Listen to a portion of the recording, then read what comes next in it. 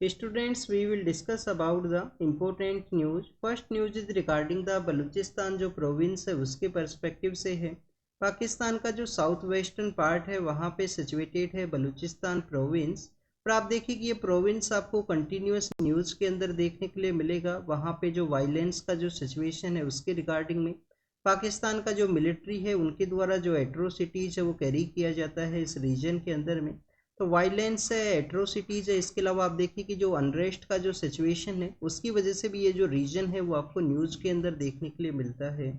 Students, अगर हम discuss करें बलूचिस्तान के इस न्यूज़ के बारे में तो आप देखिए कि जो मिलिटेंट ऑर्गेनाइजेशन है उनके द्वारा अटैक किया गया, पाकिस्तान का जो मिलिट्री है उसके द्वारा काउंटर अटैक किया गया। तो वायलेंस की वजह से ये जो न्यूज़ है उसको मेंशन किया गया है। स्टूडेंट्स, अगर हम बलूचिस्तान जो रीजन है उसके बारे में डिस्कस करें तो आप देखिए कि जो बलूच कम्युनिटी है उसका डोमिनेशन आपको इस रीजन के अंदर देखने के लिए मिलता है। और बलूच कम्युनिटी का जो कल्चर है वो डिफरेंट है, उनके द्वारा जो बलूची जो लैंग्वेज है उसको बोला जाता है। आप देखिए कि 3 डिफरेंट कंट्रीज के अंदर इस रीजन को डिवाइड किया गया है। ईरान का जो पार्ट है वो आपको देखने के लिए मिलता है। ईरान का जो साउथ ईस्टर्न पार्ट है जहाँ पे बलूचिस्तान जो उनका प्रोविंस है वो सिचुएटेड है, जिसको कि हम सिस्तान बलूचिस्तान के नाम से जाना करते हैं। सिस्तान बलूचिस्तान इस प्रोविंस का जो नेम है ईरान के अंदर में। इंडिया का जो चाहबार पोर्ट है वो इसी इसी प्रोविंस के वहाँ पे सिचुएटेड है, इंडिया का जो चाहबार पोर्ट है। इसके अलावा स्टूडेंट्स, अफगानिस्तान का जो सदर्न पार्ट है, कांधार से जो सदर्न का जो पार्ट है वहाँ पे भी बलूच कम्युनिटी का जो डोमिनेशन है वो आपको देखने के लिए मिलेगा। तो कुछ बलूचिस्तान रीजन का जो पार्ट है वो अफगानिस्तान के अंदर भी सिचुएटेड है। और पाकिस्तान का जो साउथ वेस्टर्न का जो पार्ट है, पाकिस्तान का जो साउथ वेस्टर्न का जो पार्ट है वहाँ पे बलूच कम्युनिटी का जो डोमिनेशन है। आप देखिए कि जो पाकिस्तान का जो ग्वादर पोर्ट है वो इसी प्रोविंस के अंदर सिचुएटेड है। ग्वादर पोर्ट के अलावा जो पाकिस्तान का जो क्वेटा नाम का जो सिटी है वो भी इसी प्रोविंस का जो पार्ट है वो आपको देखने के लिए मिलता है। पाकिस्तान के अगर हम प्रोविंस के पर्सपेक्टिव से डिस्कस करें तो स्टूडेंट्स, पाकिस्तान के अंदर आपको जो 4 जो प्रोविंस है वो देखने के लिए मिलते हैं। आप देखिए कि पाकिस्तान के अंदर एक तो पंजाब है, इसके अलावा सिंध का जो एरिया है पाकिस्तान के अंदर पंजाब है, सिंध है। इसके अलावा आप देखिए कि जो खैबर पख्तूनख्वा है जो बेसिकली अफगानिस्तान के साथ अपना जो बॉर्डर एरिया है उसको शेयर करता है। और इसके अलावा स्टूडेंट्स, आपको जो बलूचिस्तान है, बलूचिस्तान इसका जो पार्ट है 4 जो डिफरेंट प्रोविंसेस हैं उसका जो पार्ट है वो देखने के लिए मिलेगा। कुछ ऐसे भी एरियाज हैं जिनको वहाँ पे एडमिनिस्ट्रेशन यूनिट्स के रूप से भी सेटअप किया गया है। अगर हम यहाँ पे डिस्कस करें बलूचिस्तान का जो इम्पोर्टेंस है उसके रिगार्डिंग में तो आप देखिए कि यहाँ पे एक तो इम्पोर्टेंट इनका जो पोर्ट है, ग्वादर पोर्ट है वो सिचुएटेड है। पाकिस्तान का जो ग्वादर पोर्ट है वो सिचुएटेड है। रिसेंटली पाकिस्तान के द्वारा जो चाइना पाकिस्तान इकोनॉमिक कॉरिडोर है उसको भी यहाँ पे सेटअप किया गया है। और उसके अंदर चाइना के द्वारा ही जो ग्वादर पोर्ट है उसको यहाँ पे डेवलप किया गया। स्टूडेंट्स, चाइना के द्वारा ग्वादर पोर्ट को क्यों डेवलप किया गया है तो आप देखिए कि ग्वादर का जो स्ट्रेटजिक लोकेशन है वो आपको देखने के लिए मिलता है। जो स्ट्रेट ऑफ हॉर्मूज है, जो पर्शियन गल्फ और आप देखिए कि गल्फ ऑफ ओमान को जो कनेक्ट करने वाला स्ट्रेट ऑफ हॉर्मूज है, वहाँ पे इस ग्वादर पोर्ट का जो ओपनिंग है वो आपको देखने के लिए मिलेगा। तो आप देखिए कि जो अगर चाइना को कोई ट्रेड है उसको एक्सपोर्ट करना है या उसको इंपोर्ट करना है तो उसके रिगार्डिंग में जो डिस्टेंस है उसको ये रिड्यूस करता है। ग्वादर पोर्ट का उनका जो एक्सेसिबिलिटी है, वहाँ के जो लोग हैं, बलूचिस्तान प्रोविंस के जो लोग हैं उनके द्वारा जो कंटिन्यूस अनरेस्ट का जो सिचुएशन है वो आपको क्यों देखने के लिए मिलेगा।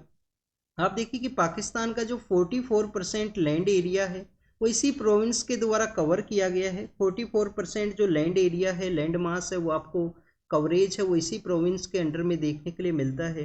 तो इम्पोर्टेंट मिनरल्स के जो सोर्सेज हैं जैसे कि कॉपर के जो सोर्स हैं, गोल्ड के जो सोर्स हैं, कोल एंड नेचुरल गैस के भी जो सोर्स हैं वो इसी एरिया के अंदर सिचुएटेड हैं। बेसिकली आप देखिए कि मिनरल का भी एक इम्पोर्टेंट सोर्स है, लार्जेस्ट जो लैंड का जो एरिया है वो भी कवर किया जाता है इनके द्वारा। बट जो बेसिक एम्यूनिटीज़ हैं उनको नहीं प्रोवाइड किया गया है बलूचिस्तान प्रोविंस के अंदर में, जैसे कि एजुकेशन है, मिलिट्री का जो एट्रोसिटीज़ है वो आपको काफ़ी कुछ देखने के लिए मिलेगा।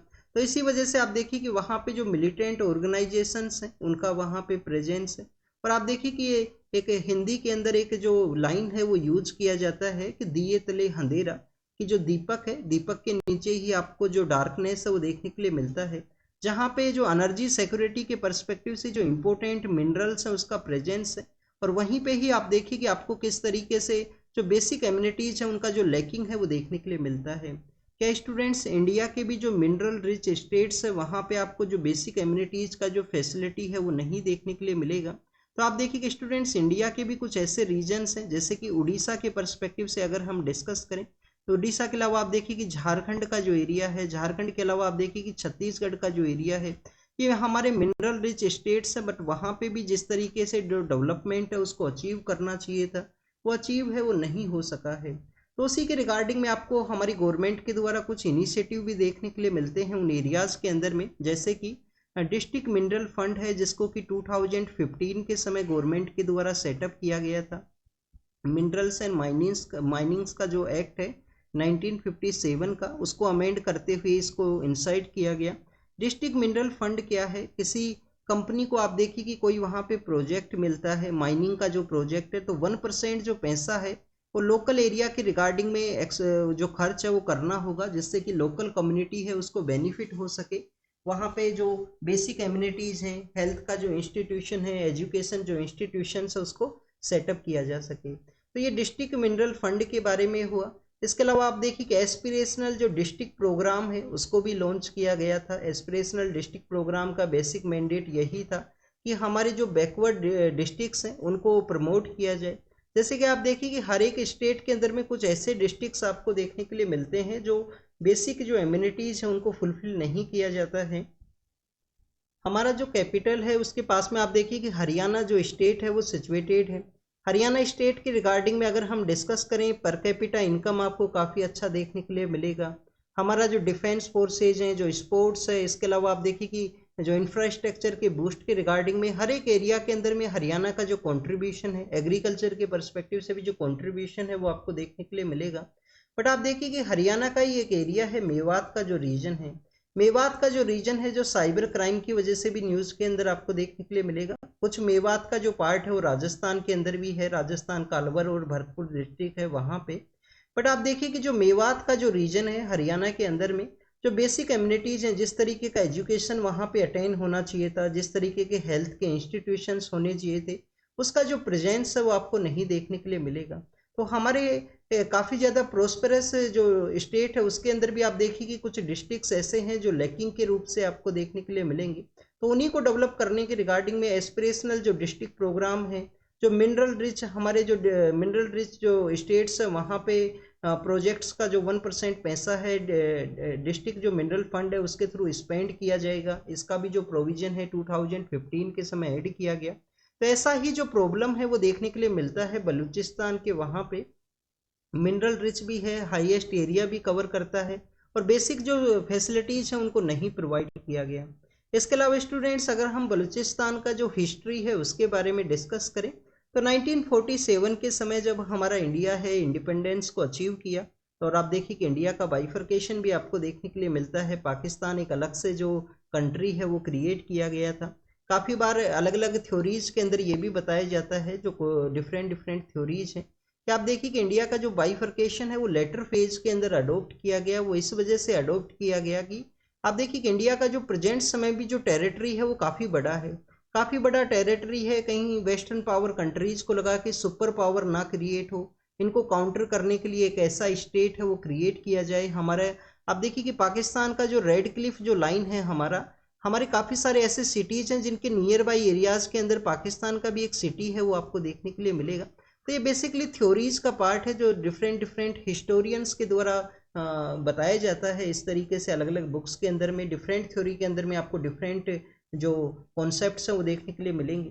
तो 1947 के इंडिपेंडेंस के समय में जो बलूचिस्तान के अंदर में जो पर्सन हुआ करते थे, खान ऑफ कलात हैं, तो बेसिकली उनके द्वारा इंडिपेंडेंट स्टेट के रूप से इसको डिक्लेयर किया गया था कि जो बलूचिस्तान है वो यहाँ पे as a different independent state है वो रहेगा। स्टूडेंट्स, 1948 के समय में इंस्ट्रूमेंट ऑफ एक्सेशन के थ्रू बलूचिस्तान है उसको ऐड किया गया पाकिस्तान के अंदर में। आप देखिए कि इंडिया के अंदर में किस जो यूनियन टेरिटरी है या किस एरिया को इंस्ट्रूमेंट ऑफ एक्सेशन के थ्रू ऐड किया गया था, इसके बारे में आपको ज़रूर से पता होना चाहिए इंडिया के अंदर में। ये आपका होमवर्क है बेसिकली। ये आपका होमवर्क है कि इंडिया के अंदर इंस्ट्रूमेंट ऑफ एक्सेशन के थ्रू किसको ऐड किया गया था, पुलिस स्टेट के रूप से, जो पुलिस स्टेट है उसके रूप से किसको ऐड किया गया था, जिसके रिगार्डिंग में आपको ऑपरेशन पोलो है वो भी देखने के लिए मिलता है। आप देखिए कि जो 17 सितंबर का जो डे है जिसको कि हम लिबरेशन या इंटीग्रेशन, इंडिया के अंदर उस स्टेट का इंटीग्रेशन के रूप से भी सेलिब्रेट करते हैं 17 सितंबर को। तो स्टूडेंट्स ये आपका होमवर्क है, दो स्टेट आपको बताने हैं, एक तो पुलिस के थ्रू जिसको ऐड किया गया ऑपरेशन पोलो के थ्रू में, और इंस्ट्रूमेंट ऑफ एक्सेशन के थ्रू किस स्टेट को इंडिया में ऐड किया गया था। इसके अलावा आप देखिए कि इंस्ट्रूमेंट ऑफ एक्सेशन के ऐड के बाद में बलूचिस्तान के अंदर में जो ग्वादर पोर्ट है जो प्रेजेंट समय में चाइना पाकिस्तान इकोनॉमिक कॉरिडोर का पार्ट है, वो ग्वादर पोर्ट आप देखिए कि ओमान के अंडर में हुआ करता था। ओमान के जो सल्तनत हैं, जो सुल्तान है, उनके अंडर में हुआ करता था। 1958 के समय में पाकिस्तान के द्वारा उसको परचेज किया गया, ओमान से उसको परचेज कर दिया गया। बट पाकिस्तान के द्वारा जिस तरीके से बलूच पीपल्स को जो फेडरलिज्म का जो कॉन्सेप्ट है वो प्रोमिस किया गया था, वो फेडरलिज्म आपको नहीं देखने के लिए मिलता है। टू मच सेंट्रलाइजेशन है 1970s के समय क्रिएट किया गया। अब पाकिस्तान के बिहाइंड में इस तरीके टू मच सेंट्रलाइजेशन का क्या रीजन है, आप देखिए कि आपको एक इंफॉर्मेशन यहाँ पे पता होना चाहिए कि 1947 से लेकर 2024 का ये समय है, प्रेजेंट समय में अभी तक पाकिस्तान के किसी भी पॉलिटिकल लीडर के द्वारा 5 ईयर का जो टेन्योर है, कोई इलेक्टेड लीडर है, इलेक्शन के थ्रू उनके द्वारा विक्ट्री को अटेंड किया गया, और 5 ईयर का जो टेन्योर है वो कंप्लीट नहीं किया गया है किसी भी लीडर के द्वारा। जैसे ही उनका 5 ईयर का जो टेन्योर है वो कंप्लीट होने वाला होता है, उससे पहले उनको ओवरथ्रोन कर दिया जाता है, उनको रिमूव कर दिया जाएगा कुछ डिफरेंसेस के बेसिस के रिगार्डिंग। तो ये आपको बेसिक ऐसा जो इन्फॉर्मेशन है वो आपको पाकिस्तान के रिगार्डिंग में पॉलिटिकल अनरेस्ट है उसको भी ये इंडिकेट करता है कि कोई स्टेबिलिटी नहीं है। कोई स्टेबिलिटी नहीं है तो आपको प्रोग्रेस है, जो प्रोस्पेरिटी है वो नहीं देखने के लिए मिलेगा। तो बलूचिस्तान के बारे में हमने यहाँ पे डिस्कस किया, तो वहाँ पे फेडरलिज्म का जो कॉन्सेप्ट जो प्रोमिस किया गया था उसको नेग्लेक्ट कर दिया गया। टू मच सेंट्रलाइजेशन का जो कॉन्सेप्ट है वो भी आपको देखने के लिए मिलता है। नेक्स्ट आप देखिए कि आपको यहाँ पे चाइना पाकिस्तान इकोनॉमिक कॉरिडोर के बारे में हमने देखा, जो इस बलूचिस्तान प्रोविंस से बाईपास से निकलता है। तो चाइना पाकिस्तान इकोनॉमिक कॉरिडोर के बारे में एक और थ्योरी है वो आपको देखने के लिए मिलता है कि इंडिया को काउंटर करने के पर्सपेक्टिव से, कि आप देखिए कि इंडिया को काउंटर करने के पर्सपेक्टिव से चाइना के द्वारा स्ट्रिंग ऑफ पर्ल का एक थ्योरी है वो चलाया गया है। स्ट्रिंग ऑफ पर्ल का क्या थ्योरी है स्टूडेंट्स, आप देखिए कि श्रीलंका के अंदर कौन सा पोर्ट है जो चाइनीज अथॉरिटीज के अंडर आपको देखने के लिए मिलता है, हम्बन तोता नाम का जो पोर्ट है, हम्बन तोता नाम का जो पोर्ट है। पाकिस्तान के अंदर आप देखिए कि जो ग्वादर पोर्ट है। इसके अलावा मालदीव के अंदर में आपको कौन सा पोर्ट है, आपको शायद मराऊ अटोल नाम का एक एरिया है जो चाइनीज अथॉरिटीज के अंडर में देखने के लिए मिलता है। म्यांमार का भी एक पोर्ट है, बांग्लादेश के वहाँ पे भी अपना जो डोमिनेशन है उसको इंक्रीज किया जाए। तो आप देखिए कि इंडिया को एनसर्कल करने का एक आपको जो प्रेजेंट समय में आईआर के रिगार्डिंग में थ्योरी है वो देखने के लिए मिलता है कि एनसर्कल ऑफ इंडिया का जो ये कॉन्सेप्ट है जिसके थ्रू इंडिया को यहाँ पे चारों तरफ से जो उनके दो पोर्ट हैं उनको डेवलप किया जा सके चाइनीज अथॉरिटीज के द्वारा। तो ये जो पोर्ट्स हैं वो आपको जरूर से पता होना चाहिए कौन कौन से पोर्ट्स हैं जो चाइनीज अथॉरिटीज के द्वारा चलाए गए हैं। नेक्स्ट अगर हम डिस्कस करें, हमारा एक ट्रेडिशनल जो कल्चरल एरिया है कोंकण का, जो ट्रेडिशनल जो स्पोर्ट्स है उसके बारे में बताया गया है। स्टूडेंट जो कोंकण का जो एरिया है, कोंकण का एरिया कहाँ पे है, बेसिकली ये कोंकणी हमारी एक लैंग्वेज भी है, शेड्यूल 8 के अंदर में है कोंकणी लैंग्वेज। और कोंकणी लैंग्वेज को किस अमेंडमेंट एक्ट के थ्रू ऐड किया गया था, कोंकणी है, मणिपुरी है, नेपाली है। आप देखिए कि तीन लैंग्वेज को किस अमेंडमेंट एक्ट के थ्रू ऐड किया गया, क्या 71st कॉन्स्टिट्यूशन अमेंडमेंट एक्ट के थ्रू इनको ऐड किया गया था, ये आपको कमेंट सेक्शन के अंदर बताना है, ये आपका होमवर्क भी है। और आप देखिए कि मणिपुर जो न्यूज़ के अंदर में था इसके रिगार्डिंग में शायद क्वेश्चन भी पूछा गया है 2024 का जो प्रीलिम्स का पेपर है उसके अंदर में। तो आपको इस तरीके से जानकारी होना चाहिए, इस अमेंडमेंट एक्ट के थ्रू कोंकणी को ऐड किया गया है हमारे 8 शेड्यूल के अंदर में। 4 टाइम्स आपको अमेंडमेंट देखने के लिए मिलेगा 8 शेड्यूल के अंदर में। तो आप देखिए कि कोंकण का जो रीजन है उसके अंदर रत्नागिरी डिस्ट्रिक्ट के अंदर में ये जो फेस्टिवल है उसको ऑर्गेनाइज किया जाता है, या स्पोर्ट्स का जो एक्टिविटी है जिसको कि आप देखिए कि नंगारनी स्पर्धा के नाम से जाना करते हैं। नंगारना स्पर्धा है, बेसिकली इसके अंदर में जो ओक्स हैं, जो बैल है, उनको यूज किया जाता है। मड का जो एरिया है उसके अंदर में एक रेस आपको देखने के लिए मिलता है। आप देखिए कि ऐसे ही काफ़ी सारे फेस्टिवल्स हैं अलग अलग पार्ट के अंदर में, काफ़ी बार ऐसा पेटिशन है उसको भी फाइल कर दिया जाता है कि प्रिवेंशन ऑफ क्रिवलिटी अगेंस्ट द जो एनिमल का जो एक्ट है 1960 के समय का, तो क्रिवलिटी है एनिमल के अगेंस्ट में रोका जाए, एनिमल को यहाँ पे परेशान है वो ना किया जाए इन ट्रेडिशनल स्पोर्ट्स के थ्रू में। तो काफ़ी बार आपको इस तरीके के जो केसेज हैं वो भी देखने के लिए मिलते हैं। Animal welfare board of India के बारे में भी आपको पता होना चाहिए। रुक्मणी देवी अरुंडेल हैं, काफ़ी इंपॉर्टेंट पर्सनैलिटी है, उनके द्वारा उस बोर्ड को इस्टेब्लिशमेंट करने के अंदर एक इम्पोर्टेंट रोल है। हमारे जो क्लासिकल डांस हैं उसके भी रिगार्डिंग में वो एसोसिएटेड हैं, रुक्मणी देवी अरुंडेल हैं। Animal welfare board of India के बारे में आपको एक और जानकारी होना चाहिए। अर्लियर समय में उसका जो हेडक्वार्टर है वो चेन्नई के अंदर हुआ करता था, बट आप देखिए कि पिछले कुछ ईयर्स के अंदर उसका जो हेडक्वार्टर है उसको शिफ्ट किया गया है दिल्ली के ही पास में। दिल्ली के ही पास में हरियाणा का जो फरीदाबाद है वहाँ पे एक स्मॉल टाउन है, हेरिटेज जो टाउन है बल्लभगढ़। बल्लभगढ़ के अंदर में आपको जो उसका इस्टेब्लिशमेंट है वो देखने के लिए मिलता है animal welfare board of India का, जो prevention of cruelty against animal 1960 के एक्ट के थ्रू जिसको क्रिएट किया गया था। तो कोंकण के रीजन रत्नागिरी डिस्ट्रिक्ट के स्पोर्ट्स के बारे में बताया गया। नेक्स्ट अगर हम डिस्कस करें तो हमारे जो मिनिस्टर ऑफ होम अफेयर्स हैं उनके द्वारा कहा गया है कि लद्दाख जो यूनियन टेरिटरी है प्रेजेंट समय के अंदर में, वहाँ के लोगों का डिमांड भी है कि स्टेटहुड को रिस्टोर किया जाए, लेजिस्लेटिव असेंबली वहाँ पे इस्टेब्लिश किया जाए। इसके अलावा वहाँ के लोगों का डिमांड ये भी है कि 6 शेड्यूल के अंदर हमको जो स्टेटस है वो दिया जाए। 6 शेड्यूल के अंदर प्रेजेंट समय में कौन कौन से 6 शेड्यूल के अंदर प्रेजेंट समय में कौन कौन से स्टेट्स हैं? आसाम है, मेघालय है, त्रिपुरा है और मिजोरम है। आसाम, मेघालय, त्रिपुरा और मिजोरम 4 आपको जो स्टेट्स हैं जो 6 शेड्यूल के अंदर देखने के लिए मिलते हैं। और आप देखिए कि लद्दाख के अंदर में कितने जो डिस्ट्रिक्ट्स हैं, 2 डिस्ट्रिक्ट्स हैं प्रेजेंट समय के अंदर में। एक डिस्ट्रिक्ट आपको लेह देखने के लिए मिलता है, एक कारगिल है, बट यहाँ पे 5 न्यू डिस्ट्रिक्ट्स हैं जिनको कि अनाउंस किया गया है। जास्कर का जो डिस्ट्रिक्ट है, द्रास का जो एरिया है, द्रास आप देखिए कि कारगिल वॉर के समय न्यूज़ के अंदर में था, द्रास का जो एरिया है। सम का जो एरिया है, नुब्रा है, चांगथांग का एरिया है।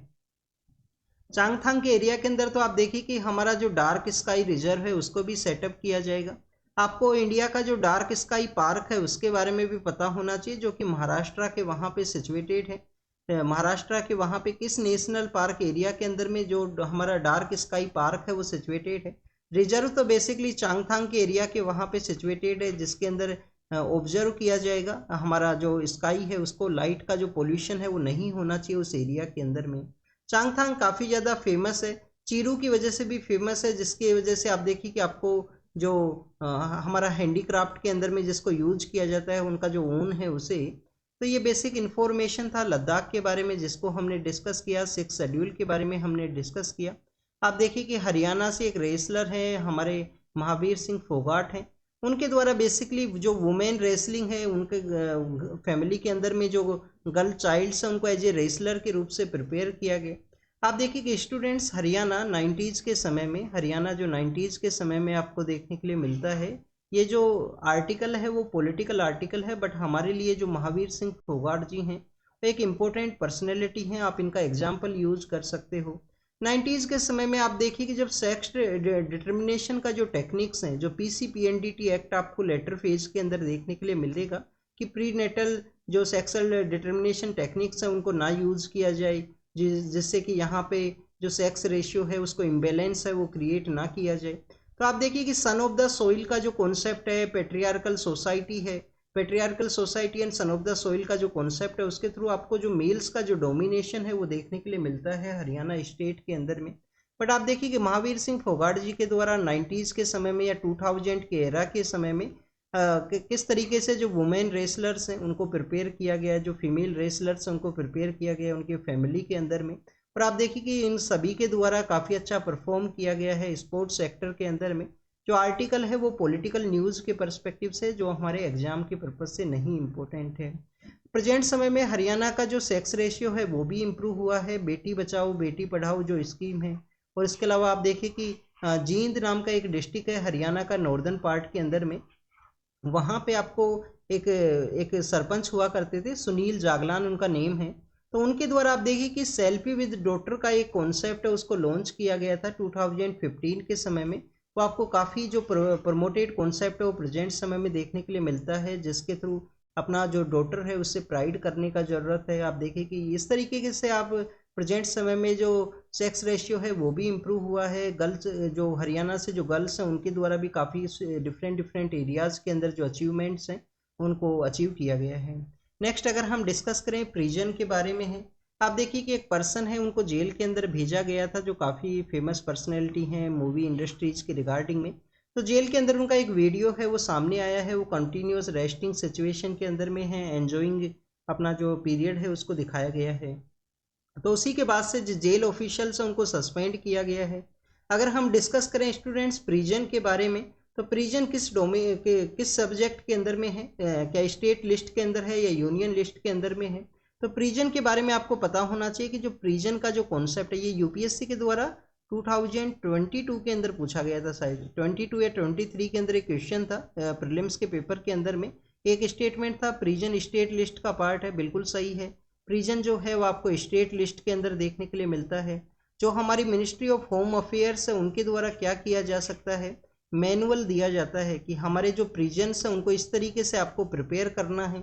आप देखिए कि प्रिजन का जो कॉन्सेप्ट है वो क्या है। प्रिजन का जो कॉन्सेप्ट है, जेल का जो कॉन्सेप्ट हमारे यहाँ पे जो जस्टिस जो सिस्टम हमने अडोप्ट किया है उसका बेसिक मैंडेट यही है कि हमारे जिस भी पर्सन के द्वारा क्राइम को कमिट किया गया उसके अंदर जो बेसिकली रिफॉर्मेटिव जो जस्टिस है, रिफॉर्म्स है, उसको अचीव किया जा सके। आप देख कुछ समय के लिए उनको रखा जाता है जिससे कि वो अपना पश्चाताप है वो करें, रिफॉर्म्स उनके द्वारा अचीव किया जा सके और ये वापस से जो मेन लाइफ के अंदर में जब आते हैं तो उनके द्वारा एक जो डिग्निफाइड लाइफ है उसको यहाँ पे जिया जाए। बट आप देखिए कि काफ़ी बार इसका मिसयूज है। एक नेक्सस आपको देखने के लिए मिलता है, नेक्सस आपको देखने के लिए मिलेगा। एवरी काइंड ऑफ फैसिलिटीज़ हैं वो यहाँ पे प्रोवाइड की जाती हैं प्रिजनर्स को, अगर उनके पास में एक नेक्सस का वो पार्ट है। काफ़ी बार इस तरीके का न्यूज़ आपको देखने के लिए मिलता है कि जो क्रिमिनल जो पर्सनस है वो अपना जो गैंग है वो भी ऑपरेट करते हैं प्रिजन के एरिया से ही। तो प्रिजन के रिगार्डिंग में एक कमेटी है उसको भी कॉन्स्टिट्यूट किया गया था गवर्नमेंट के द्वारा, जिसको कि हम किस नाम से जानते हैं, अमितवा रॉय पैनल है। अमितवा रॉय पैनल के द्वारा क्या बताया गया कि हमारे जो प्रिजन एरियाज हैं, हमारे जो जेल के एरिया हैं, एक तो आप देखिए कि हाईली अनसैनिटाइज, हाईली अनहाइजीनिक आपको देखने के लिए मिलेंगे। ओवर क्राउडेड एरिया है। रिफॉर्मेटिव जो जस्टिस का जो कॉन्सेप्ट है बट रिफॉर्मेशन के रिगार्डिंग में आपको कोई भी जो थिंग्स है वो नहीं देखने के लिए मिलेगा। मैक्सिमम आप देखिए कि वहाँ पे जो क्रिमिनल्स है उनका नेक्सस है वहाँ पे प्रिजन एरियाज के अंदर में, हाईली अनहाइजीनिक है, ओवर क्राउडेड है और काफ़ी सारे ऐसे लोग हैं जो अंडर ट्रायल सिचुएशन के अंदर में है, उनका ट्रायल फेज के अंदर ही है, वो वहाँ पे जेल के अंदर में है। ओवर क्राउड इस तरीके से हैं, जेल के अंदर 100 लोग हैं वो रहने चाहिए बट वहाँ पे 150 लोग हैं, 120 लोग हैं वो आपको देखने के लिए मिलेंगे। तो ये जेल के बारे में था। स्टेट लिस्ट के अंदर में है जो प्रिजन जो सब्जेक्ट है ये आपको पता होना चाहिए। और मिनिस्ट्री ऑफ होम अफेयर्स के द्वारा, यूनियन जो मिनिस्ट्री है उनके द्वारा मैनुअल दिया जाता है कि प्रिजन्स को इस तरीके से आपके द्वारा डेवलप किया जाए।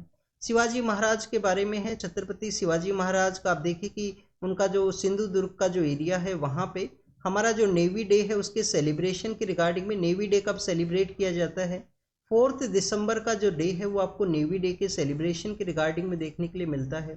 किस इवेंट के रिगार्डिंग में इसका सेलिब्रेशन है, आप देखिए कि 1971 का जो वॉर है उसके दौरान में जो हमारा ऑपरेशन ट्राइडेंट है, ऑपरेशन ट्राइडेंट के थ्रू में हमारी जो नेवी है उनके द्वारा पाकिस्तान का जो पोर्ट है उसके ऊपर अटैक किया गया था, पाकिस्तान के पोर्ट के ऊपर अटैक किया गया था 1971 वॉर के समय में 4 दिसंबर को। तो उसी के रिगार्डिंग में, उसी की मेमोरी के अंदर में ये जो नेवी डे है उसका सेलिब्रेशन आपको देखने के लिए मिलता है। शिवाजी महाराज का जो नेवल फोर्सेज है उसका मॉडर्न स्टेट वॉरफेयर के अंदर में यूज़ के बारे में बताया गया है गवर्नमेंट के द्वारा।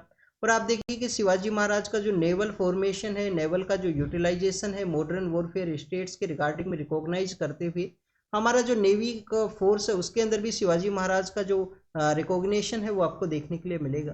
तो उस समय एक स्टैच्यू है उसको यहाँ पे इनोग्रेट किया गया था, उसके अंदर में आप देखिए कि उसका कोलैप्स हुआ है। क्या वहाँ पे कंस्ट्रक्शन मटेरियल के अंदर में कोई प्रॉब्लम था या उसका स्टैच्यू का जो बेसिकली स्ट्रक्चर है उसके अंदर कोई प्रॉब्लम था, उसको यहाँ पे एग्जामिन किया जाएगा। छत्रपति शिवाजी महाराज के बारे में आपको एक और जानकारी होना चाहिए। अभी आप देखिए कि कुछ दिन पहले उनका जो वाघ नख है वो न्यूज़ के अंदर में था। वाघ नख क्या है, बेसिकली उनके द्वारा जिस तरीके से जो टाइगर्स का जो क्लोज है उसको यूज़ किया गया था असैसिनेशन, किसका असैसिनेशन के लिए यूज़ किया गया था स्टूडेंट्स, अफजल खान का असैसिनेशन है। और बाद में आप देखिए कि इस स्टोरी को हमारे जो लोकमान्य तिलक हैं, हमारे जो लोकमान्य तिलक हैं उनके द्वारा इस स्टोरी को यूज किया गया है कि शिवाजी महाराज के द्वारा जिस तरीके से अपने स्टेट को, अपना जो मदरलैंड है उसको प्रोटेक्ट करने के लिए वागनक का जो यूज किया गया, अफजल खान का जो असैसिनेशन है वो कर दिया गया था। तो जब जो लोकमान्य तिलक हैं उनके द्वारा इस स्टोरी को यूज किया जाता है फ्रीडम मूवमेंट के दौरान में, तो आप देखिए कि जो ब्रिटिश अथॉरिटीज़ हैं उनके अगेंस्ट में, जो ब्रिटिश जो ऑफिसर्स हैं उनके अगेंस्ट में आपको असैसिनेशन के जो अटेम्प्ट्स हैं वो देखने के लिए मिलते हैं, जिसके अंदर आप देखिए कि आपको जो कलेक्टर ऑफ पुणे हैं, पुणे के जो कलेक्टर हैं वहाँ पे प्लेग का जो सिचुएशन है उसके दौरान में उनके ऊपर अटैक किया जाता है। चापेरकर ब्रदर्स है, उनका भी एक रोल आपको देखने के लिए मिलता है। तो चापेरकर ब्रदर्स के द्वारा कौन से जो ब्रिटिश ऑफिशियल्स हैं उनको असैसिनेट किया गया था, ये आपका होमवर्क है। लोकमान्य तिलक के बारे में जब भी हम डिस्कस करें तो उनके द्वारा आप देखिए कि जो गणपति फेस्टिवल है, गणपति फेस्टिवल है वो स्टार्ट किया गया 1893 के समय में। 1896 के समय उनके द्वारा शिवाजी फेस्टिवल है वो भी आपको देखने के लिए मिलता है। और इन फेस्टिवल्स को यूज़ किया जाता था स्टूडेंट्स उनके द्वारा अपने जो आइडियाज़ हैं उनको प्रमोट करने के पर्सपेक्टिव से, लोगों को यूनाइट करने के पर्सपेक्टिव से, जो ब्रिटिश अथॉरिटीज़ हैं, ब्रिटिश पावर है, उनके अगेंस्ट में लोगों को यूनाइट किया जा सके। तो ये आपको फेस्टिवल पता होने चाहिए। चापेरकर ब्रदर्स के द्वारा किन का असैसिनेशन किया गया था ये आपको ज़रूर से पता, आप कमेंट सेक्शन के अंदर बताना। नेक्स्ट अगर हम डिस्कस करें स्टूडेंट्स, कैलकाटा का जो केस है उसी के रिगार्डिंग में जो डिफरेंट एडिटोरियल्स हैं उनको पब्लिश किया गया है। आप देखिए कि अगर हम रीजन्स के पर्सपेक्टिव से डिस्कस करें तो आपको यहाँ पे इस तरीके का जो हीनियस क्राइम कमिट किया गया है तो उसके जो डिफरेंट यहाँ पे सेक्टर्स हैं उनको अगर हम एनालाइज करें तो स्टूडेंट्स इंडिविजुअल बेसिस के ऊपर में, तो सोसाइटल जो बेसिस के ऊपर भी आपको ये रोल है वो देखने के लिए मिलता है ऐसे जो क्राइम्स है उसके रिगार्डिंग। इंडिविजुअल बेसिस पे अगर किसी पर्सन है उनका जो प्रॉपर एजुकेशन है वो नहीं किया गया है, उनके द्वारा प्रॉपर आप देखिए कि जो वुमेन्स है उनको रेस्पेक्ट के रिगार्डिंग में जो प्रॉपर एजुकेशन है, उनका जो सर्किल है वो किस तरीके से है, इसका भी रोल आपको देखने के लिए मिलेगा। सोसाइटल पर्सपेक्टिव से अगर हम डिस्कस करें, पेट्रियार्कल सोसाइटी है, वायलेंस अगेंस्ट वुमेन के जो केसेज है वो कंटिन्यूस आपको देखने के लिए मिलते हैं। तो आप देखिए कि इंडिविजुअल बेसिस पे, सोसाइटल बेसिस का भी जो रोल है वो आपको इस तरीके के जो हीनियस क्राइम है उसके रिगार्डिंग में देखने के लिए मिलता है। तो हमारे जो एजुकेशन सर्कुलर्स हैं, एजुकेशन के जो सिलेबस है उसके अंदर में आप देखिए कि इस तरीके से जो प्रॉपर डिग्निफाइड जो वैल्यूज है उनको प्रमोट किया जाए, उनको प्रमोट करने का ज़रूरत है। प्रॉपर वे में जो स्टूडेंट्स हैं उनको बेटर वे में आप देखिए कि उनका इंगेजमेंट है, साइकोलॉजिकल जो टेस्टिंग्स है उसको भी यहाँ पे इंगेज किया जाए, हमारे जो सिटीजन्स हैं, स्टूडेंट्स हैं उनको। और इसके अलावा स्टूडेंट्स अगर हम यहाँ पे डिस्कस करें कॉन्स्टिट्यूशन के पर्सपेक्टिव से तो आप देखिए कि आर्टिकल जो 15 है उसके अंदर डिस्क्रिमिनेशन को रोकने के बारे में बताया गया है कि हमें जो किसी भी तरीके का जो डिस्क्रिमिनेशन है religion, race, caste, sex, place of birth के बेसिस पे उसको एलिमिनेट करना है।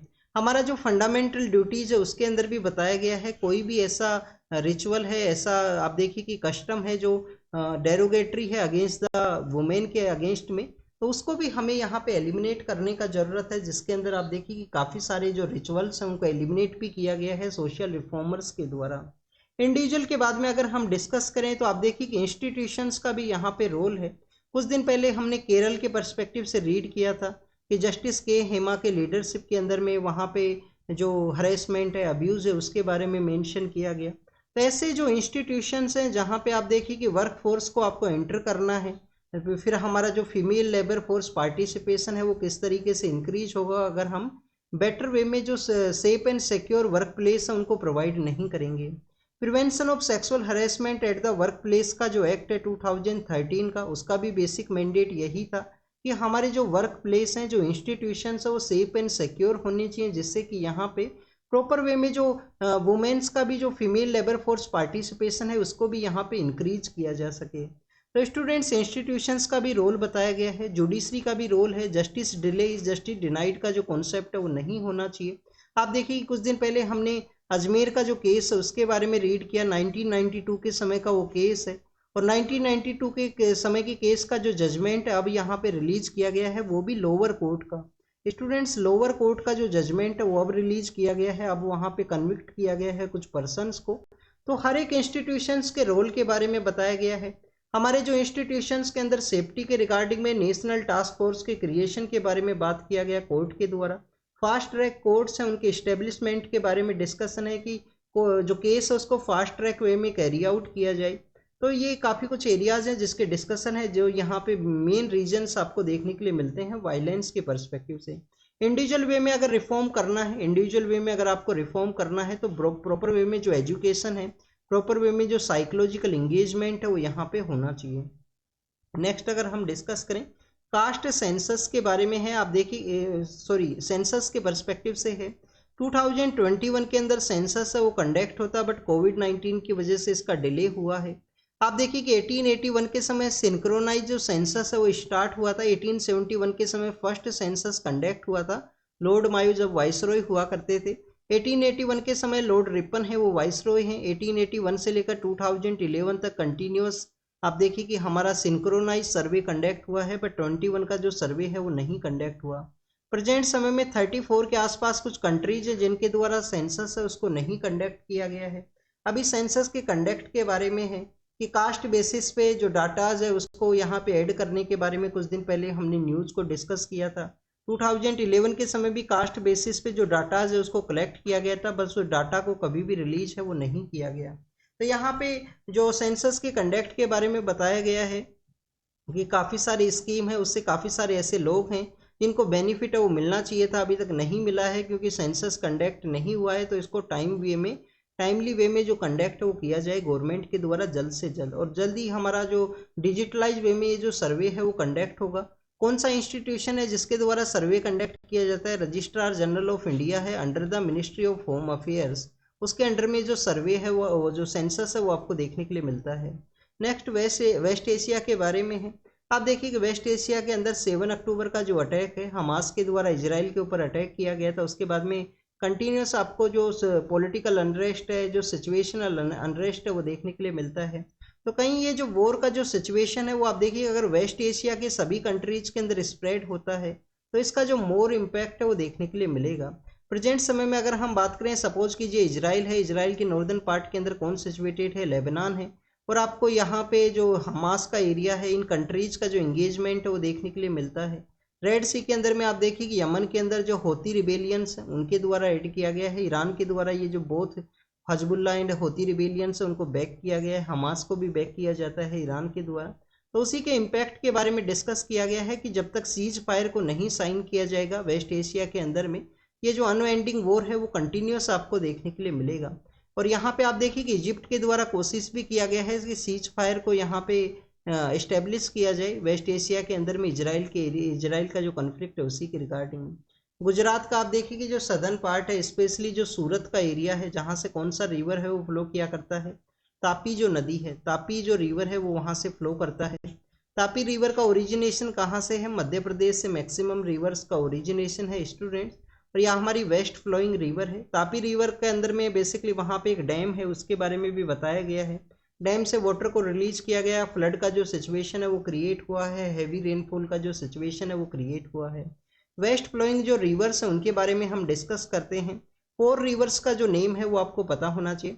इक्वलिटी को हिंदी में बोलते हैं स्टूडेंट्स समानता, इक्वलिटी को हिंदी में बोलते हैं समानता। साबरमती, साबरमती जो रिवर है, साबरमती के संत तूने कर दिया कमाल, जो बेसिकली मोहनदास करमचंद गांधी है उनके लिए यूज किया जाता है। माही है, माही है आप देखिए कि मध्य प्रदेश से निकलती है, राजस्थान के लिए जाती है, वापस से गुजरात के लिए आती है फिर ये रिवर। और जो हमारा 23.5 है, 23.5 है जो ट्रॉपिक ऑफ कैंसर है, करक रेखा है, उसको 2 टाइम्स कट किया जाता है माही के द्वारा। तो साबरमती है, माही के वहाँ पे डैम्स भी सिचुएटेड है राजस्थान के सदर्न पार्ट के अंदर में। साबरमती, माही, नर्मदा है, तापी है, नर्मदा है और तापी है। आप देखिए कि 4 रिवर्स हैं जो वेस्टर्न फ्लोइंग रिवर्स हैं, और इन रिवर्स के द्वारा जो डेल्टा है वो नहीं बनाया जाता है। एक तो कोर्स काफ़ी छोटा है, सेडिमेंट्स कैरी नहीं किए जाते, मोर सेडिमेंट्स भी नहीं है इस एरिया के अंदर में, क्योंकि आप देखिए यंग माउंटेन्स नहीं है, यंग माउंटेन्स हैं तो मोर सेडिमेंट्स आपको देखने के लिए मिलेगा। जो हमारा प्लेन्स का जो रिवर है वो कैरी करती हैं, जो हमारी नॉर्दर्न रिवर है, हिमालय की जो रिवर हैं वो सेडिमेंट्स को कैरी करती हैं, इनके द्वारा डेल्टा है वो नहीं बनाया जाता है। और मैक्सिमम ओरिजिनेशन है वो आपको सेंट्रल हाईलैंड से देखने के लिए मिलता है। मैक्सिमम रिवर्स का जो ओरिजिनेशन है सेंट्रल हाईलैंड से है। सूरत और किस लिए फेमस है? 1907 का कांग्रेस सेशन के लिए जिसमें कन्फ्लिक्ट हुआ था, और जिसमें बाइफर्केशन हुआ, जो एक्सट्रीमिस्ट पर्सन है, जो मॉडरेट्स हैं उनका। और सूरत आप देखिए कि जो डायमंड है, इंडिया के अंदर डायमंड का आपको कटिंग एंड पॉलिशिंग का जो काम है वो देखने के लिए मिलता है। रसिया के वहाँ पे आप देखिए कि माइनिंग का काम है, तो रसिया से हम डायमंड को इंपोर्ट करते हैं। अभी रिसेशन की वजह से भी न्यूज़ के अंदर में था, G7 कंट्रीज के द्वारा रसिया का जो डायमंड है उसके अगेंस्ट में बैन लगा दिया गया था। G7 मीटिंग के अंदर भी इंडिया भी उसका गेस्ट मेंबर के रूप से वहाँ पे इन्वाइट किया गया था। तो आप देखिए कि रसिया से आने वाला जो डायमंड है उसके ऊपर बैन के बाद में डायमंड इंडस्ट्री के जो वर्कर्स हैं या जो स्मॉल स्मॉल जो इंडस्ट्रीज है वहाँ पे कटिंग एंड पॉलिशिंग की रिगार्डिंग में, वहाँ पे आप देखिए कि रिसेशन का जो सिचुएशन है, जो इकोनॉमिक जो डिक्लाइन का जो सिचुएशन है वो क्रिएट हुआ है। ई सिगरेट स्टूडेंट्स इंडिया के अंदर बैन है। कल भी हमने इसको डिस्कस किया था कि यूथ को टारगेट करने के लिए ये जो इस तरीके का टेक्नोलॉजी जो लाया गया था और बताया गया था कि टैबेको का जो आपको एडिक्शन है उसको आप रिमूव कर सकते हो, बट आप देखें कि इनसे आप मेंटली फिजिकली मोर टोबैको का जो एडिक्शन है वो देखने के लिए मिला है। ई सिगरेट हो, आप देखिए कि इलेक्ट्रॉनिक वे में जो निकोटिन डिलीवरी जो सिस्टम्स है उनका यहाँ पे यूज हो, तो उन सभी के बारे में मेंशन है। इंडिया के अंदर में गवर्नमेंट के द्वारा इनको बैन किया गया था कि इंडिया के अंदर इनका पजेशन करना, इनको एक्सपोर्ट करना, इनकी रिगार्डिंग में ट्रेड को कैरी आउट करना वो जो राइट है वो नहीं है, बैन है कम्प्लीटली इंडिया के अंदर में। बैन होने के बाद में भी आप देखिए कुछ पर्सन्स को अरेस्ट किया गया है जिनके पास में ये जो ई सिगरेट है उनका प्रेजेंस मिला है। यूएस के जो प्रेसिडेंट हैं उनके द्वारा इंडिया के जो पॉलिटिकल लीडर हैं, प्राइम मिनिस्टर ऑफ इंडिया, उनसे बात किया गया है। यूक्रेन का सिचुएशन, बांग्लादेश के अंदर माइनॉरिटीज का जो सिचुएशन है उसके बारे में।